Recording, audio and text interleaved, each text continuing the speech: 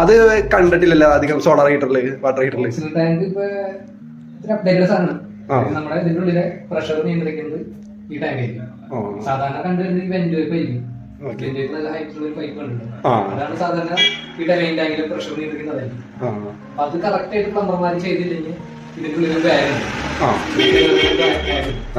അത് കേടാവാൻ പൊട്ട അങ്ങനെ ഒരു കാര്യങ്ങളുണ്ട്.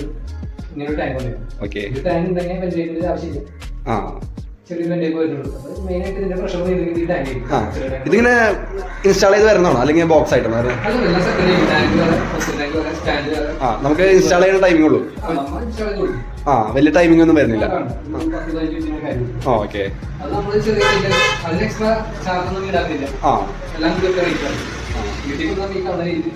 ഫുള്ളി SS ആണ്.